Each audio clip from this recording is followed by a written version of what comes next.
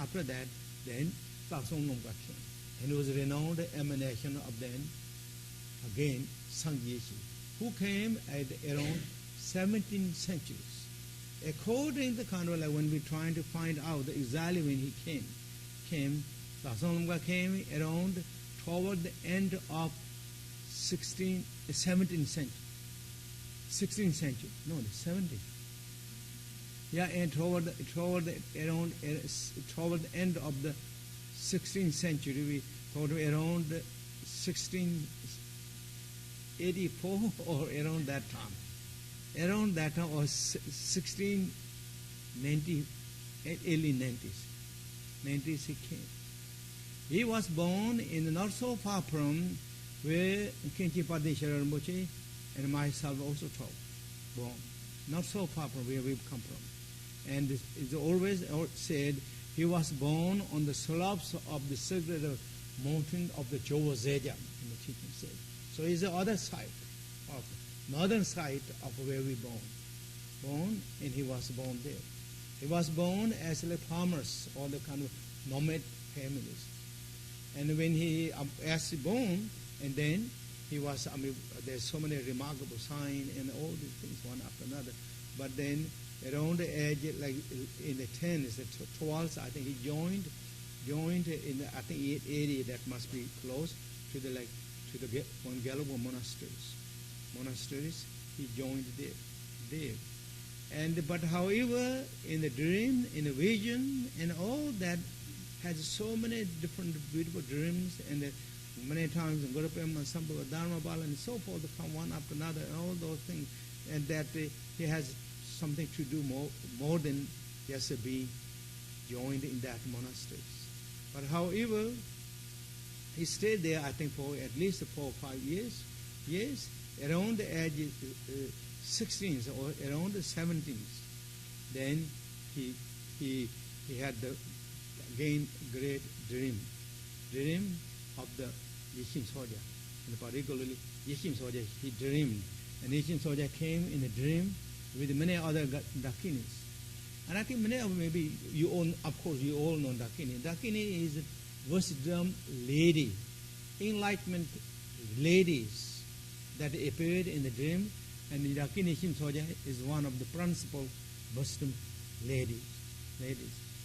And she came, and she said in the dream, "Oh, my son is now completely obscured and become dirty. He become dirty."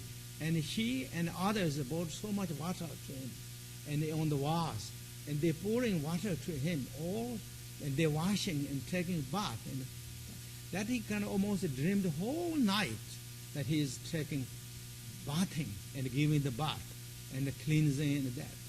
And then kind of that finished. When he woke up, already is daylight came. Daylight's there. Woke up. And then he thought how to leave this monastery and the places. And finally he decided he can't leave this monastery normally, but he has already nature of quite crazy wisdoms. So therefore he decided he's going to leave this monastery, act as crazy.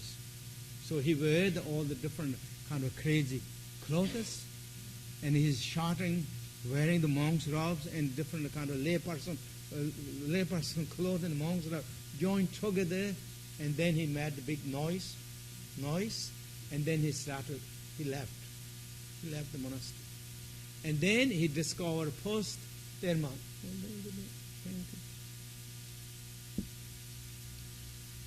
Post-Terma teachings, not so far from our birthplace, known as Amnimut. He discovered that. And afterward, then he went to many places discovering, but then also same time he met his personal teacher, root teacher, known as Chenrezig, who became his root teacher, who was one of the great masters of the Kaji or the Dong Kaji lineages, and from whom he received many teachings, and particularly teachings on the Tsalung and the Tomung. He already very advanced enlightened beings. As the moment he received those teachings, moment he put those in practice, he become very advanced on the Tsalong and Tomo practice, in particular long practices, wind energy practices. To become, and then he started beginning revealing Terma teaching one after another in many different places throughout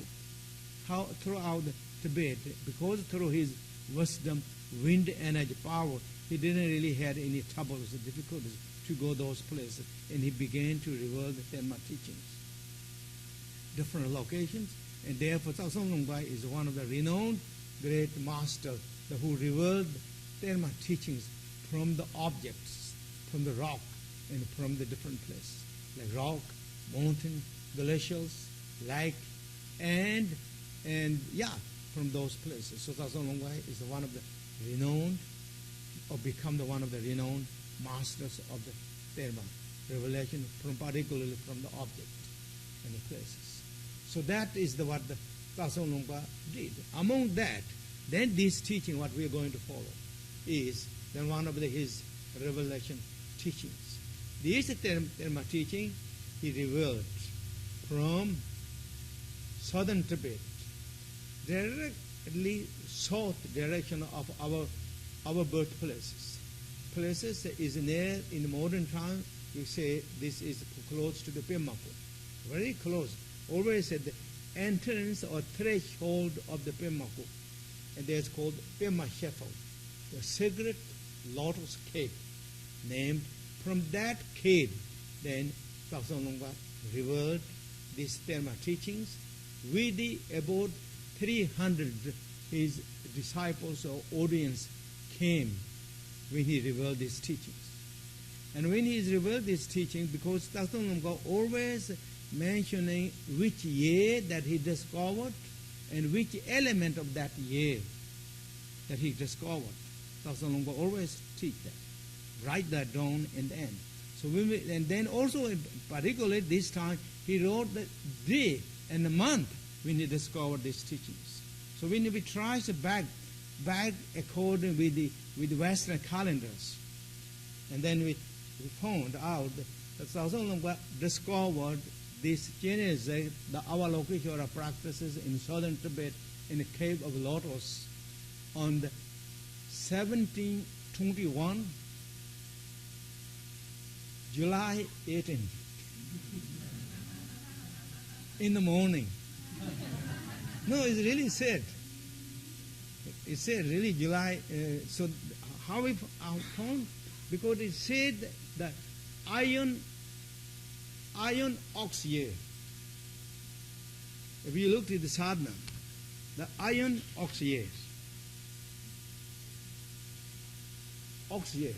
So when iron ox year comes around 1690s, when the iron ox years, 1690s he was born. Then after that, when is iron ox year? When we look into the calendar, then is 1721. Then he said monkey month and the 25th day in the morning with about 300 audience that he discovered. He said. So when we look into the monkey month that year, there's generally, according to Tibetan, there's 2 monkey months, which is 5th month and the 6th month, which always falls in summer. July or the August, it depends. The Tibetan month changes, day changes, but so follow with the first monkey month according to that system. Then, as I said, we found July, the Dakini day falls July 18. July 18, that day, Dakini day. And it said in the morning. So, morning of the July 18, 1721, Tsasum Lingpa discovered.